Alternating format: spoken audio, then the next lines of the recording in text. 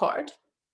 So this afternoon, we're going to speak about teaching prenatal, postnatal classes, how you would do that, how you would set it up, how you would sequence it, and do's and don'ts. And then later on in the afternoon, we're going to do like a womb meditation and some Kundalini meditation. So you saw that the reading list is Gurmukh Kaur.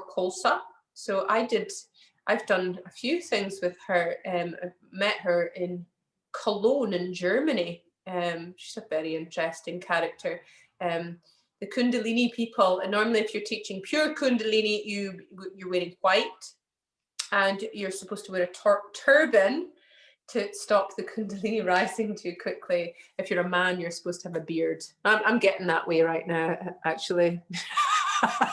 My lack of estrogen. I'm turning into my nana. Gurmukh Kaur is a Kundalini yoga teacher. I'm not teaching a Kundalini pregnancy yoga class, but her concept on embracing motherhood, and I find Kundalini yoga to be great for releasing fear, moving through the body somatically. A lot of people, for the yoga for mental health, somatically, it's really helpful. So it's really helpful for pregnant ladies as well. And it's quite fun. So it actually allows you to have a little bit of a, when we all hold tension and emotions in our body, when you have a little giggle to yourself, doing all the movements, it releases some tension too. It increases your vibrational frequency too. So I quite like to incorporate, in all my classes really, I like to incorporate Kundalini meditations, but there's some quite good ones in the book, but I've got a few. I've put a couple into your manual as well. We're going to do some today just to increase your vibrational frequency and get you all joyful for the rest of the evening. So let's go straight into setting the guidelines for a prenatal class. There's a lot of people that have never been. I've got a postnatal student coming for a one-to-one next week, and she's never practiced yoga before, and she's got back issues. So I do like a challenge. So she's coming around because she lives on the same street. So she's messaged me and wants to come down. And so, yeah, of course, I'm going to do that. I actually, when I went for a walk this afternoon, bumped into one of my yoga students who I've been teaching. She joined my general class in Lawrence Kirk when she was pregnant, and she's been practicing yoga throughout her pregnancy with me. She's now got a baby, and she was asking how I was doing. I said, I'm actually teaching a pregnancy yoga training. Do you want to join our mother and baby? We're going to have cushions and dollies, but do you want to join us? So Sunday afternoon at 3:30. So on our last day at 3:30, we're going to have mother and baby yoga, and we're going to have pretend babies. And there's one of my yoga students is going to try, well, dependent on what it's like being a new mom, but she's going to try and join us. So that'll be so exciting if we have a real baby in the training. We'll all be getting all broody. So yeah, there's a few heads shaking there. I'm broody for being a grandmother, yeah, I think that's the next stage in our life. So, but some of you guys be getting all broody. I love it. I love the smell of a newborn. So mother and baby yoga, the real babies, when you get to sniff them. Oh my goodness. So we're going to set the guidelines for a prenatal classroom, but you also, if you've got somebody postnatal, never been, they don't know what they're supposed to wear as well, so just let them know, because the lady today is going, what do I do? What do I need to take? And I'm like, just wear comfy clothes. People think that you need all the gear. It's not, you don't need I've actually put into your manual how to, I'm not a sewer at all, I'm not one of these, I would never have made a good housewife. How to make your own bolster instead of spending a lot of money, on bolsters, so there's actually a little thing I put in for you if you want to make a wee bolster, and you can get that with your pregnancy, pass it on to your your pregnant students, if they want to do that too. So with my lady that's coming round, I've got all the props that I can give her, but I mean, they just need dressing gown belts instead of belts, lots of cushions. We've done this with our restorative people, so it's the same thing. So, you know, you as a teacher, you know, you should be able to see their major joints, their bodies, like their knees, but it's not huge, you know, because we're doing online, you can't really see everybody. You just have to really, really explain things incredibly well, know the contraindications, and be able to articulate that to them. That's the thing about, you can't be lax. You have to up your game on it. You people think, oh, if you're on an online teacher, it means that you're going to be, you're so much more rubbish. You know, there's just difference. There's pros and cons to both. And one of the things with online, it's taught me to really up my game, because you just really have to explain things incredibly well. Otherwise, there could be injuries. So being able to articulate, as opposed to being able to see specific joints. But this is, if you're in real life, you want to be able to see them, to see that they're okay. You want to let them know if they're coming to a yoga studio where the toilets are, because there's going to be, you'll find if you're teaching pregnant ladies, most of them, there's going to be they're going to be nipping to the toilet quite a bit as well. It's a little bit different. And also, as I said earlier today, suggesting that they have a wee snack beforehand, or they could even like take a little snack with them. But eating on their mat and eating during the yoga is probably not the best thing to do. But also at the beginning of class, you know, we do as teachers anyway, say to our students that, you know, anytime you're tired, come into child's pose or rest. But you know, it's even more important in pregnancy for, you know, for them, just come out of a pose at any time and rest, you know, any time. And I'm going to tell you like the specific times of when they should stop. Okay, being aware of that, and get them to inform you if something doesn't feel right. Let them know that they can communicate with you all the time, and let you know. If you're doing online, what I did with I'm gonna share with you I did a one-to-one pregnancy class online with one of my daughter's friends, and she's so beautiful, she's so lovely. So I had to unmute her, because I said to her, if there was any problems, because she's quite heavily pregnant, just like wave your hands, you know, and we can stop. So I saw her, like, she looked like she was like holding her bump, and I stopped, and you'll see it, and I'm like, are you okay? And she was like, oh no, I actually just feel really good, you know. And but it's very much, you've got to keep in check. But and you can say to them, if you're teaching online pregnancy, see if there's anything that they're feeling pain, or they're feeling something, to do like a sign like that, you know, and then you can stop and just check in on them. So be aware of being able to check in like that. It's really important compared to teaching, you know, like a general class. So be prepared with some information perhaps on prenatal yoga, you know, like, you know, handouts are always good, just a little handout thing for them, and connect with them as they enter. So I would say, if you're doing online, you know, to get them to fill in a little form of how many weeks they are, and, you know, any other health implications that you need to be aware of. I think that keeps you safe. And if you're doing it in real life too, I think if you've got somebody coming in as a pregnant student, you want to know, you know, if they've got any health issues, and at what stage of their pregnancy are they at. And if they're in a late stage, is the baby sitting in the right position as well? Because there's certain postures that you won't be able to, you know, as I said, with malasana, squatting position is the great one for optimal fetal position to get the baby to come into the.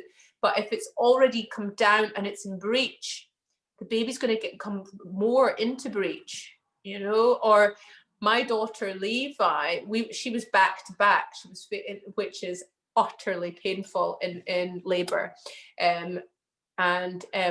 so she, you know, they had to try and turn her head, so she was facing the other way manually, so that wasn't very joyful. But yeah, so, you know, if you're doing things like squatting down and the baby's turned the wrong way, or they're in breech, they're going to get a bit more comfortable where they're at. But if they're in a good position, going into these is actually getting the baby to prepare for, we're going to speak about birthing positions to help them get into these positions. You know, I've been, you know, I'm studying to be, you know, a tantric shamanic priestess. You know, I love all that kind of stuff. And I'm reading a lot from various different people, and I'm finding some of the books that I'm reading utterly fascinating. And there's one about the patriarchal society, in the sense that with pregnancy, with birthing, you know, in the past, the women had to lie on their backs, you know, to give birth. And basically that was to make it easier for the doctors. You know, it wasn't for the women. It was, so actually it's easier for them to be like in squatting position or on the hands and knees, but it's not so easier for the doctors who were all men. It was also, there's also something to do with one of the French kings, King Louis the something, and it was fashionable for the woman to be a certain way and giving birth, because that was a little bit of a fetish for him. So it was nothing to do with it being good for the woman. It's really fascinating. I'll screenshot some of the books I've been reading, because it's really interesting how we're now coming out of that. It's now, women are now able to say, no, while I'm giving birth, I want to move about. When I gave birth almost 26 years ago, I was told to lie on my back and just stay there. And being I just turned 21, you know, and I wasn't very assertive. I did as I was told. And, you know, when it was back to back, I was in labor for a long, long time and in a lot of pain.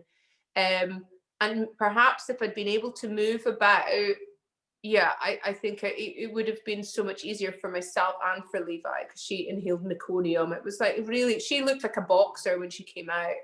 It was quite a traumatic birth. And it was because I was told to just lie down and get on with it, you know. And I don't think nowadays, women are given the opportunity. It shouldn't be we're given an opportunity. See, I'm even speaking in patriarchal society language, because I've been socially conditioned. We as women should be empowered to be able to be empowered to give birth in a way that's best for the baby and yourself, as opposed to making sure the doctors have an easier task. And I found that utterly fascinating. So I'll screenshot that to you as well. So you're going to get everyone to fill in some sort of form, and I think basically normally you would, I'm not going to give you forms that I would do. I think you know what you need to know, you know, as opposed to me saying, here's a generic form. As yoga teachers, you know how you would teach. What do you need to know from your student that's going to help you give back to them? You know, I think it's giving you as teachers empowerment to own your stuff, instead of here's the little paper, just do go and do it generically. Really figure out what do you want to know. You can even write on the form, what are you hoping to get out of this class? You know, that's the thing. It's about giving back to your students and being the best teacher that you can be, not being the same teacher as everyone else, you know.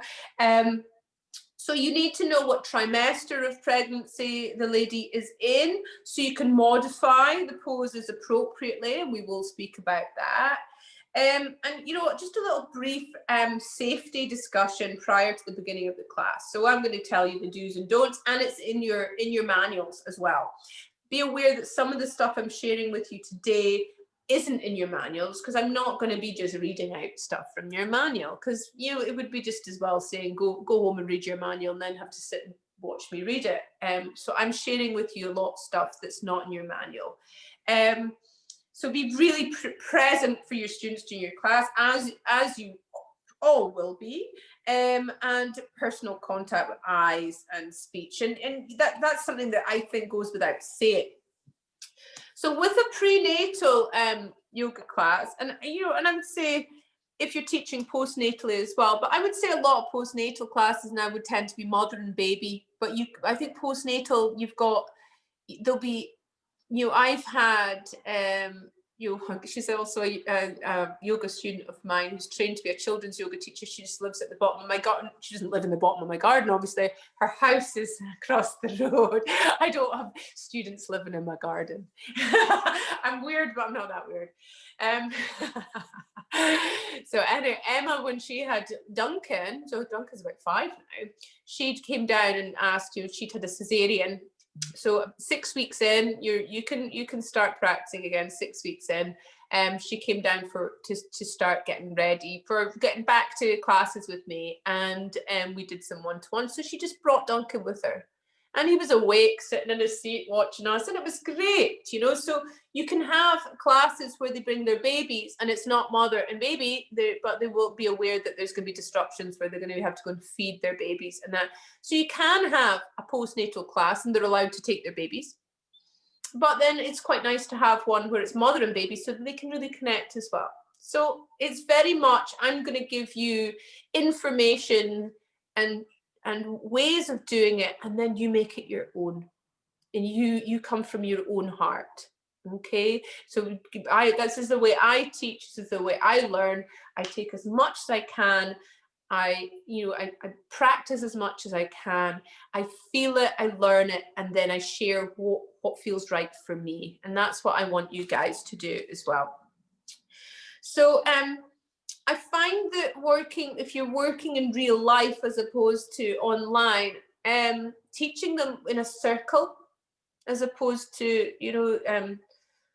like a general class where everyone's in lines, having it as a circle where they feel supported in that way, and getting them to sit on, they can bring blankets to sit on, and blocks, making sure they feel supported. Okay, and I've written some of these things on, so for here. So and this is like from like more of the restorative perspective, but I think the way the COVID situation is, they have to be bringing their own. If they're coming to you, they have to bring their own blankets. And my one-to-ones that come, I don't have many one-to-ones just now. I'm not advertising one-to-ones or anything like that. But if people are reaching out to me and they're really needing a bit of yoga in their lives, this postnatal lady with an aching back and who lives in my street, I'm not going to say, no, you might contaminate me. I'm going to, and that's my choice.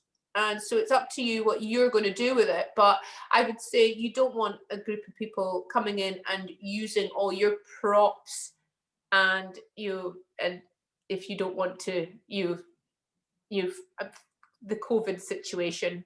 I don't want to make this teaching too much base it around COVID, because COVID's taking over our lives right now, and I don't want it to take over our training either. But just being aware of props, get them to have their own. I think that's really, and because we're mostly online, get them to make sure they've got blankets, cushions, loads of stuff, so that they're really supported. Okay, so they just want to, we want them to have their hips open, and you want them to relieve tension between the shoulder blades. So sometimes starting off in armchair shavasana. Armchair shavasana basically is like getting yourself up on bolsters or cushions, and you're also supporting yourself up with blocks or cushions there, and maybe having something underneath. So you feel supported. You do not want your pregnant ladies lying on their backs though. It's really not good for them. So they shouldn't be lying on their backs for any extended amount of time, especially after the first 3 months of pregnancy, because they're going to get supine hypotension, you know, and it's due to the weight of the growing womb, the baby, etc.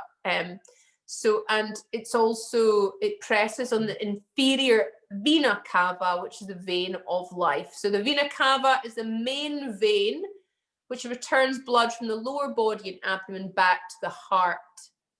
So the weight pressure drops the return, it lowers the mother's blood pressure and decreases the blood and oxygen available to the uterus, the placenta, the baby, the mother's lower extremities.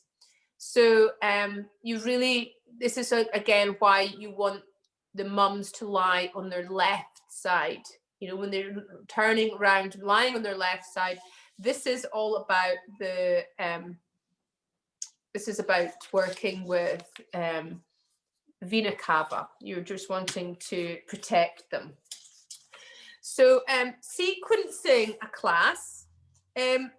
So you would have a class layout. You'd probably start with a little bit of pranayama to get them in the, we're going to discuss different types of pranayama and what you can't use and what you can in pregnancy. But, you know, so attention to breathing, just like mindfulness in breathing sometimes, just getting them to connect in with themselves. Again, if you're going to start, if you want to start working with, you know, I think throughout the class, you know, you want them to connect to their pelvic floors. As I said, if you're getting them to be aware of that, then you're going to want them on a hard surface. If they're on comfy cushions, they're not going to be able to feel it as much, especially if they're not yogis and they're not used to working with Mula Bandha. And, you know, after if it's postnatally, it takes a while for you to find that feeling again, you know. It's, you know, even after having children, it's like, you know, going on a trampoline if you've had a glass of wine, it's never going to end well. So just from experience there, I thought I'd share, which okay.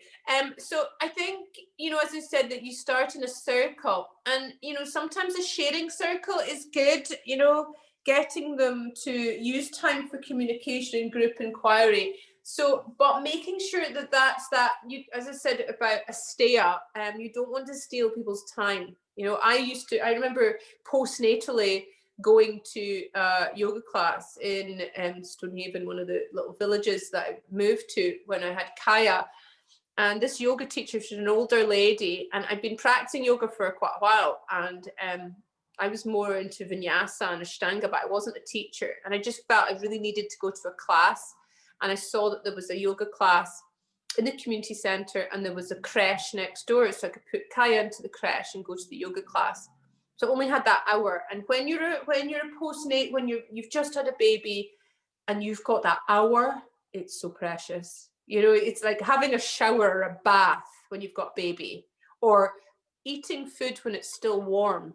You know, it's things like that you forget, you know, because you make food and then the baby will need something. So you end up normally cups of tea, food, everything's cold. And, you know, things like, just, it's a task to sometimes get out your jammies in the day. You know, if you've got that sort of thing, some mothers have that.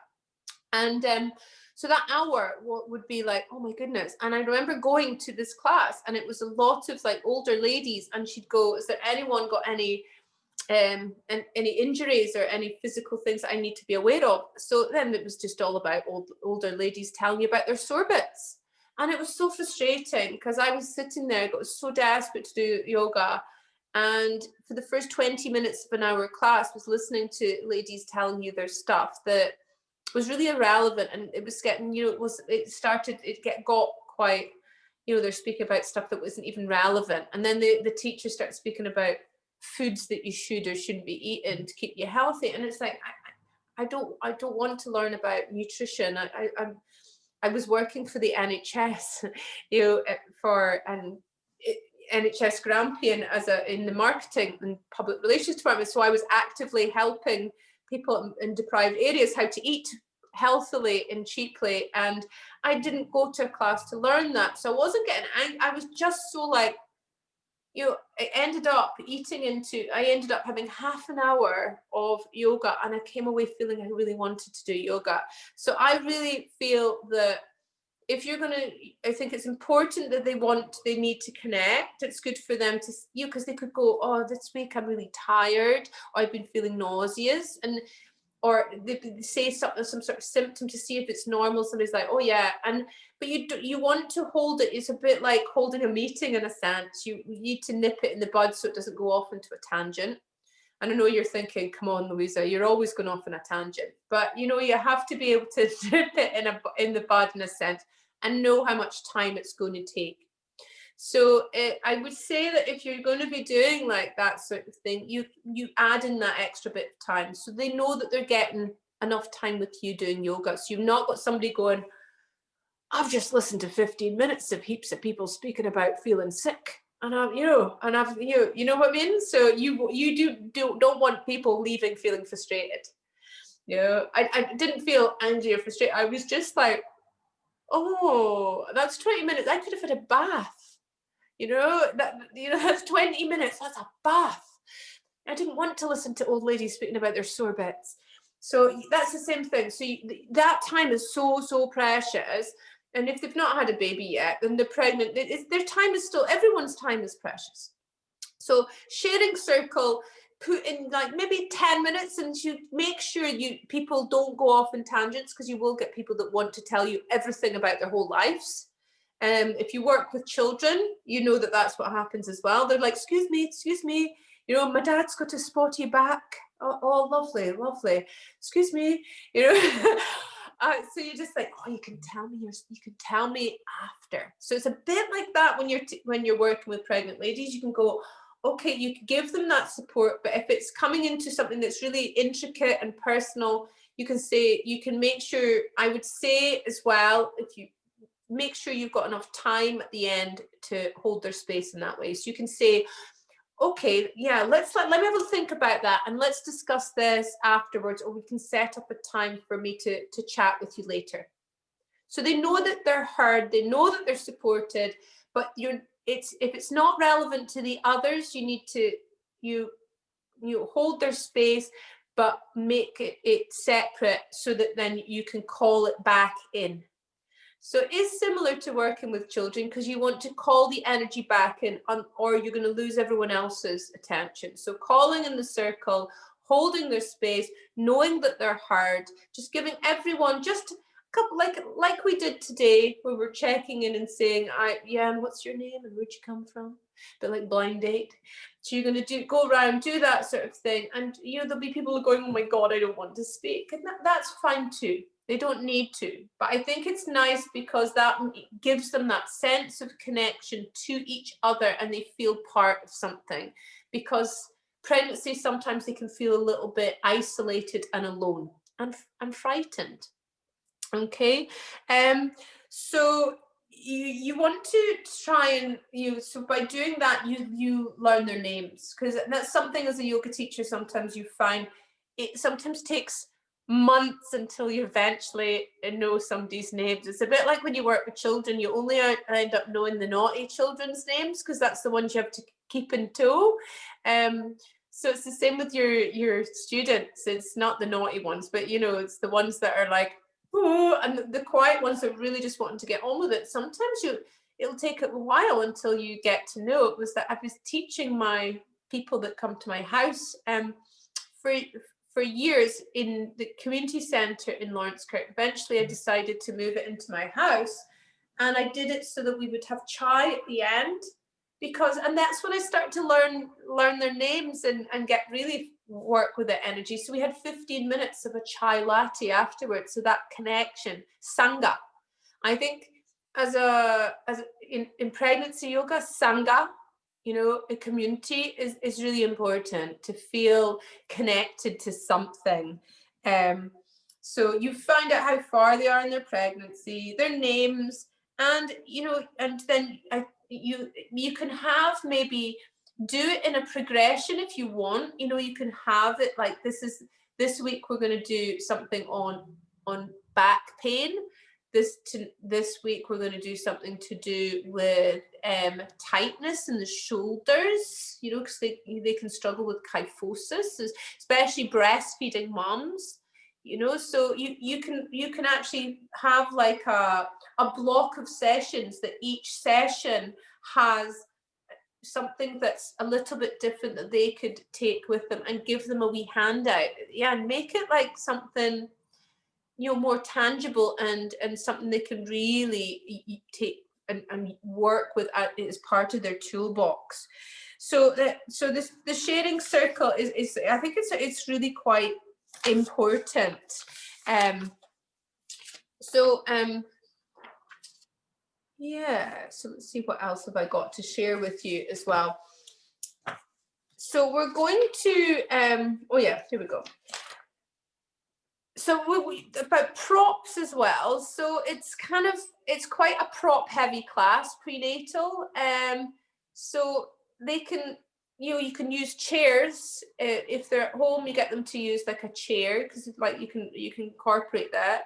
A yoga strap or a dressing gown belt, blocks, blankets, and eye bags. So this is something that I was saying to my yoga for mental health people, like eye bags. See, I've had this one that I got down at the London Yoga Festival and a couple of years ago, and it looked nice, and I never really used it. I thought, eye bags, it's like one of these prop things, like but the more I've looked into it and the more I study, the more it turns out that actually there's a method to it, in the sense that heaviness on your eyeballs, again, is stimulating the ocular cardiac nerve, which is good for vagal tone. So your vagus nerve, which is, again, calming and good for your mental health. So, encouraging that, or you can get somebody that makes them,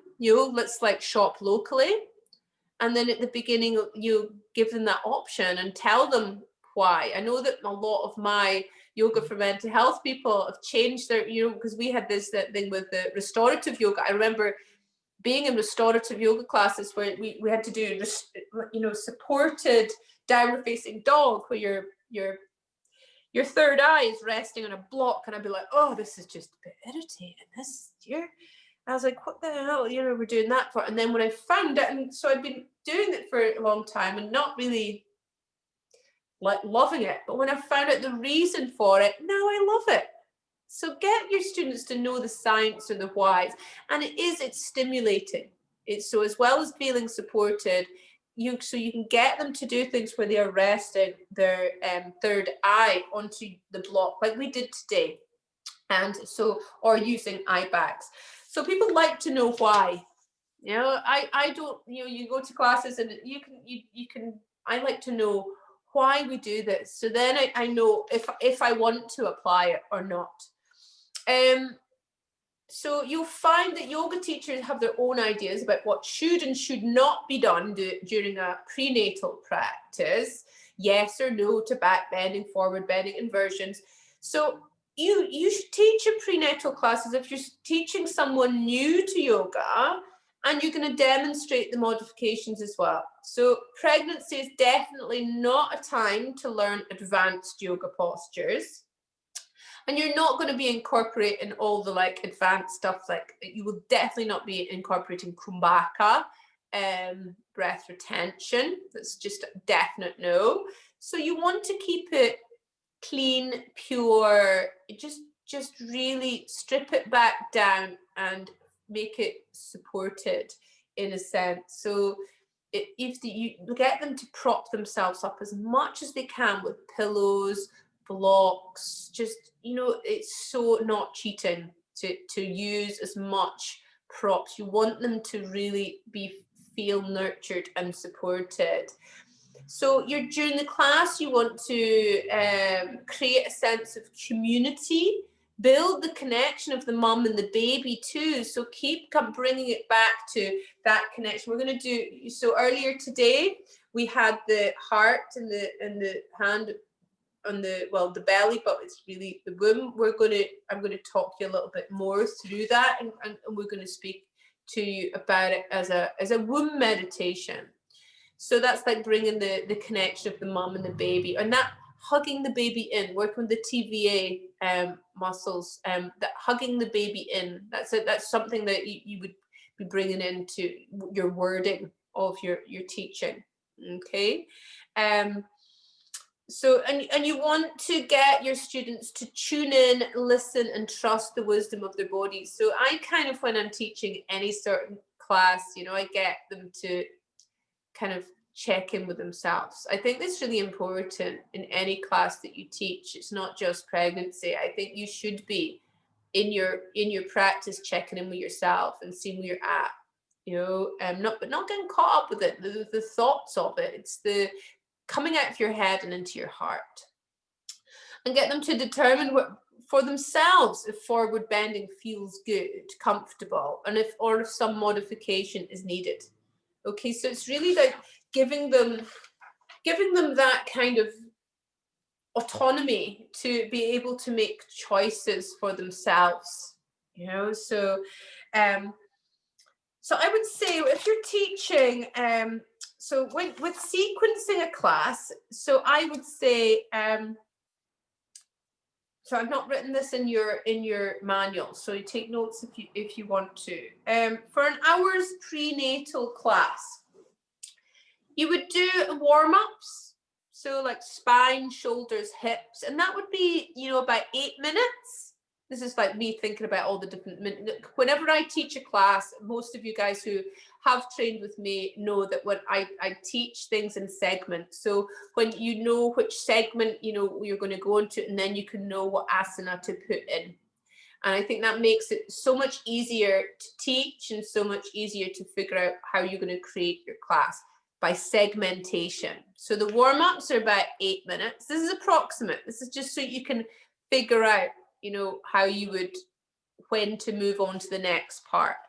And then you would have about, you know, like 12 minutes or so standing sequences. We didn't do that many standing sequences, but we did, you know, so Utthita Trikonasana flow. We did goddess pose. We did the thrusting Mr. Bean. So you're going to incorporate these standing poses. I think they're important in the fact that this is giving you that strength and stability, the stiram sukham that you're going to need, the stamina for labor. Okay, and then I would say you would have about 4 minutes or so that you can move the numbers around. This isn't me going, you have to do 8 minutes that, you have to do 4 minutes that. This is me giving you a little generalization to help you. Okay, so I would say about 4 minutes wall work, you know, like doing some stuff in the wall, and we're going to do some more wall stuff. I think it's quite, as well as I said, you know, it's supporting you so you're not going to fall or anything, but again, it's like giving you that sense that you're supported. And then about 5 minutes of sun salutations, the modified sun salutations, and you're going to use them as a transition to come down into the floor. Okay, and then you would have about 8 minutes or so floor work. And then you would have maybe 5 minutes or so with pranayama and pelvic floor work. So really, like, I think that's quite important, getting them to become aware of their pelvic floor and their breath. And then 8 minutes shavasana. That brings you around to about an hour, I think. Don't quote me on that because I'm rubbish at maths. But yeah, so that's just a way of segmenting. With all my other classes, I don't use much wall work, the supported wall work. If I say wall work with some of the kids things, and that would be like upside down stuff. That would be all the wild fun things. I'm not talking about that. I'm speaking about like supported down dog, where so you're actually, your hands are on the wall and you're doing down dog, but it's actually your hands on the wall. We did supported Nastrajasana. So specific things like that. It's just being able to help open up or support your body in a way that's a little bit different. Okay. So asanas to avoid would be poses where you're lying on your belly. Okay, so cobra, locust, dhanurasana, the bow pose. You would definitely be avoiding headstand. With shoulder stand, I think it's like this is like a difficult one. I think it would be, if you're going to do any sort of thing like that, they would have to have been practicing it before, and you could do it as a supported one with a bolster underneath, or do it as an Viparati Karani, legs up the wall position, and you can raise the hips. But I would say you would stay away from inversions. And for me, inversions are headstands and shoulder stands. If you're coming from the Krishnamacharya lineage, like I am here, but there's a lot of different lineages that inversions mean Pinchu Mayurasana, peacock feather, and lots of different other types of asana. I would say you would stay away from wheel pose as well, camel, any deep back bends, because you don't want to really stretch here. You really don't want to make anything like move that's not meant to be moved. You can do heart opening stuff, but you're not going to be really, really opening up here. Okay. I would say closed, you don't want to do cobra as well, but that's on the belly too. I would say any closed compressing twists are a definite no. Revolved postures as well. Revolved triangle, Parivrita Trikonasana, revolved side angle, Parivrita Parsvakonasana. So pure abs work as well. Nobody really likes ab work anyway, but we pop them in because it's good for Manipura chakra. But if you're just doing ab work, no. So you might be relieved to hear that. But as you saw, Superwoman today, you can have the leg out. You don't need to lift the leg up. So actually working with the TVA and hugging the baby in is actually really beneficial. It's the ab crunching stuff that's not beneficial, not good for you at all. But strengthening the TVA it's actually providing a nice support for the baby. So no poses lying in the back. So Supta Padungasthasana, Halasana, none of that malarkey.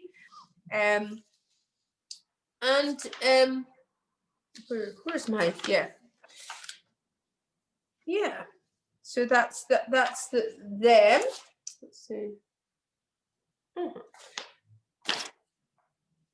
Okay, so now we're going to, so that's what you would be avoiding. I've got loads of scraps of baby here. I've been writing loads over lunchtime, and I'm like, what do I want to share with you next? I've got so much I want to share with you, but we've got 3 more days, so it's fine. I just get all excited with myself. So asanas you're going to avoid. So we've spoken about the asanas we're going to avoid, and now we're going to speak about the do's and the don'ts and when to stop. Okay, and this is really very important. So if a student experiences any of these, okay, this is when you stop. So vaginal bleeding, Shortness of breath prior to exercise. If they're short of breath before they start doing anything, no. Headaches, chest pain, muscle weakness, calf pain, swelling, preterm labor. If they're preterm labor, they're not going to be turning up on your yoga class, but obviously, so contractions. No, you have Braxton Hicks, but if they're having really strong Braxton Hicks, it could be the beginning of labor. Nausea and vomiting. If they're really vomiting, they're not going to be turning up in your yoga class. I think at the end of the day, it's like very much they know themselves how they feel, and if you're feeling really rotten, you're not going to be turning up at the yoga class. But some people would just fire through, so be just very aware.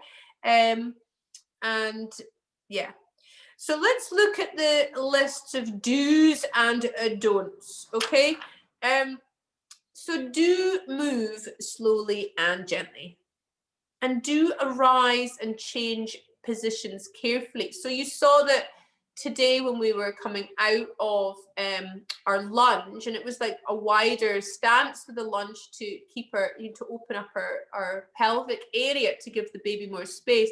But we weren't bringing it straight back. We were almost like lifting the hip out. So you're moving the leg joint around the socket instead of just taking it straight back. So everything's going to be a lot more mindfully and careful. And do rest when needed.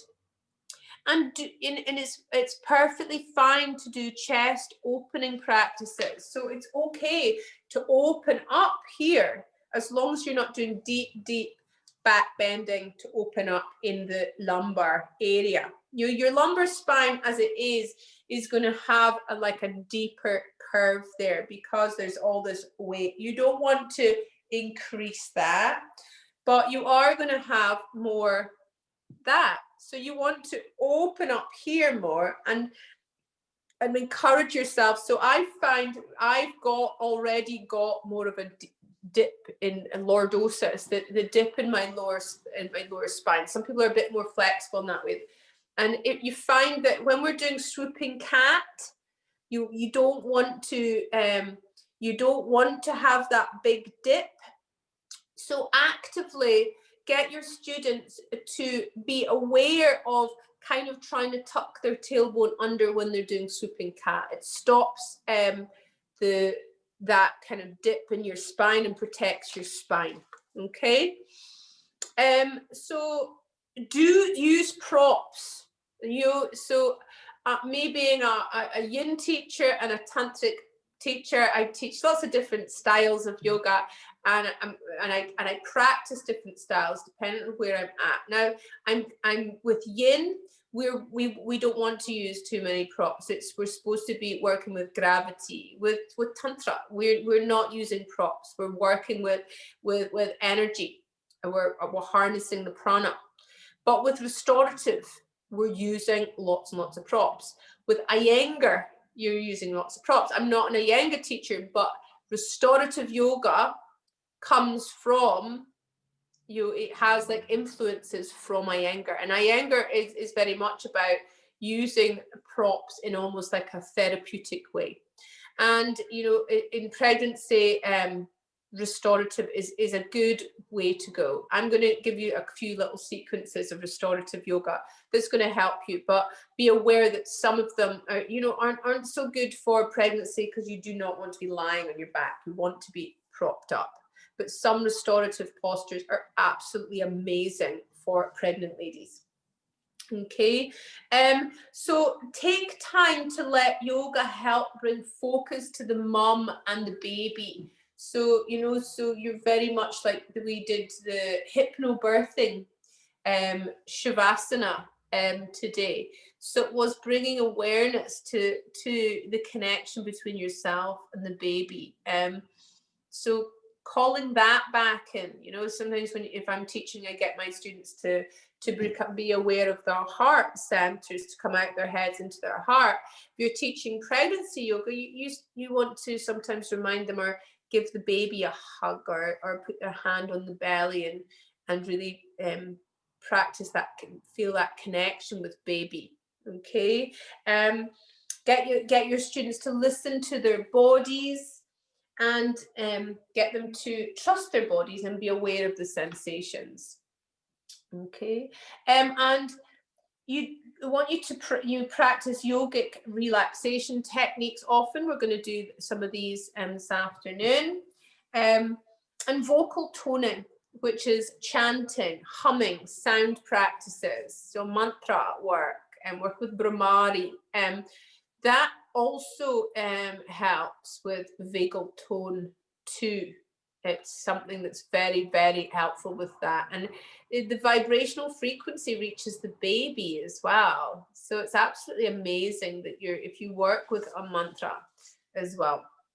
So breathe fully, smoothly, and exhale completely. And you'll find that some Ujjayi breath might not work for some. They start to get quite breathless, and so it's actually okay. Some you'll find in pregnancy yoga, working with golden thread breath is actually easier for them than Ujjayi. So that breathing in through the nose and out through the mouth. And I actually found the past few days, I because I teach different types of yoga. I think, oh right, I naturally bring myself into practicing these things in public places. And my daughter said to me the other day, I was viewing houses and thinking, well, I've just put an offer into a house, and I was standing there going. She's like, what are you doing? And I was like, oh, I was feeling a little bit angsty.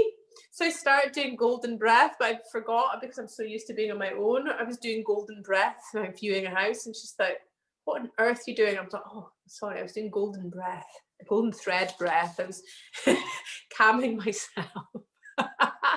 So golden thread breath is always a winner with pregnant ladies, or if you're feeling angsty viewing houses. There you go. So do use pelvic floor exercises to learn how to identify, tone, and release the muscles of the pelvic floor.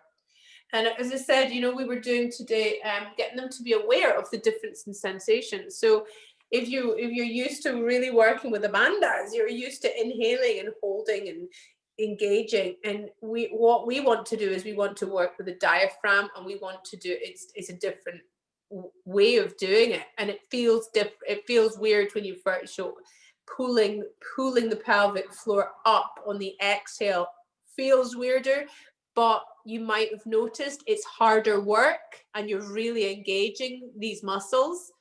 It's a bit like if you've ever done, I teach Bhujangasana, cobra pose. So many people just push up and they're really overextending in their spine, and all the weights on their hands, and they're really not working their back muscles. So I get people to come down onto their bellies and then take their hands a couple of inches off the ground, and then inhale to come up as far as they can, and then place the hands on the ground and come up just that little bit more. That's when these muscles in your back start to fire, so it's rather than pushing up, just stretching, and then you're just putting loads of weight there. It's the same with working with these pelvic floor muscles. You're so used to it, less inhaling, pulling in, working with Mula Bandha. We're wanting to start to fire up these muscles in a way it's very different to harnessing prana. But we are wanting to harness the prana. We are wanting to work with Apana Vayu, which we're going to speak about this afternoon as well. And I want to share something with you. I know that you guys as yogic practitioners already are aware of chakras.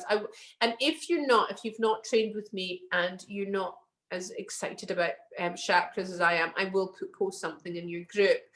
But I recently discovered, and you guys might already know this, the different yearly cycles of the chakras, what ages you are. And it's not just so from my teacher Rod Stryker taught me basically most people, babies were in Muladhara, and as they become toddlers and as they start to become aware of themselves and that separateness, that's like toddlers up to like 5, and then they come up into like almost like the Manipura chakra, and people will tend to most people stay in these lower chakras in that sort of stages of life. But from another perspective, there's different ages, so it's every certain amount of years. So of the age I'm in crown chakra years right now, and it's really interesting. So I'm going to share that with you. I've been really excited about sharing that with you because I've not shared it with any of the other trainings. The more I'm learning all the time, the more I want to give back. So so it's interesting to know about that, but we're also going to discuss how it correlates to the endocrine system, because at the end of the day, hormones is a huge thing with pregnancy yoga. We're really working with a lot of hormones as well. So we can actually figure out which hormones or which endocrines or which chemicals are working with which chakra as well. Okay. So you're going to keep the room well ventilated. That goes without saying too, especially in this day and age. And encourage them to drink water throughout their practice. Not loads and loads of water. You don't want people going to the toilet all the time. See, as I said, it is a little bit like teaching children, but I'm not meaning it's like, I'm not downplaying pregnant ladies, but it's like making sure everyone's okay. And do have fun. It's like I think that's really, really important. It shouldn't be all like real, it's about, you don't want to lose the essence of what yoga really is, but being spiritual doesn't mean being really serious. You have to embrace life too, and get your ladies to embrace life and have fun, and that's why I like to pop in the Kundalini stuff as well. Don't jump or bounce from pose to pose. You're no jumping back, none of that malarkey, okay? There's no jumps, no jumping. It's smooth transitions. As I said, what you don't want, if your foot slips or any jumps, that might infect your pelvic floor, might affect the cradle that's holding the babe, okay? And don't be tough on yourself, or don't be, just be it's like for your students not to be tough on themselves, don't be tough on yourself. It's like very much about doing the best that you can, holding their space, hold your own space and hold their space too. You're not going to get your students so we've got restorative yoga, we've got yin yoga that I speak about, and I've said that yin's probably not the thing to go for in pregnancy yoga. Using restorative postures is great, but not in a restorative way, as opposed to you're not going to stay in them for a long time like we would do in restorative. So unless you're working with pain management focus, okay, if you're wanting to work with pain management, then you can do it as a restorative, and they can be in these poses for a little bit longer. But for a pregnancy yoga class, you're not going to be there's not going to be lots of long holds. Okay, so I would say don't hold them in poses for more than 5 breaths. Okay. So you're not going to be holding the breath at all, no kumbhaka, and also no vigorous pumping breaths. Your cannon breath, kapalabhati, any of that sort of things where you're pumping the stomach. You're definitely not doing any of that, okay? So no inverted postures. You're not going to be not really going to be doing much. You can work with Viparati Karani. I think that's a lovely one to do. It's legs up the wall. But I would say, stay away from shoulder stands and head stands. Don't fold forward if it feels awkward. But you know, as you know, with Paschimottanasana, as I said, you have your legs a bit wider apart, and you can get cushions and hug yourself in, you know, making sure that you're not hanging that head down. You know, you want to keep the back of the neck long to stop the mind from becoming agitated. Don't rest in the front of the body. Don't lie flat on the back of the body either. Okay. Don't twist deeply. Don't rush the practice. You have noticed today, the practice, it was slow. You're slowly transitioning into each posture. Don't overdo or overstretch. And don't practice in a heated room or get overheated either. Okay. So, yeah, okay. So I think I've managed to share as much of that before we have a little break, I think. So I'm gonna, because that's an hour in of me speaking at you, I'm gonna let you have a little bit of a break, have a little bit of a break from me speaking at you, and have a little wee and cuppy break. And so we'll have 15 minutes. So that'll be 4:45. We'll come back and I'm gonna speak about share some stuff to the vayus and the chakras with you. We're gonna do a womb meditation, some nice aspirations and things like that. And we're also we're gonna do some Kundalini meditation stuff as well. Okay. Well, hopefully we'll manage to fit all that in today. But we've still got lots of time, so it's all fine and dandy. Okay, so I'll see you at 1:45. Okay, all right. Oh, have you got any questions before I let you go? No? Okay, cool.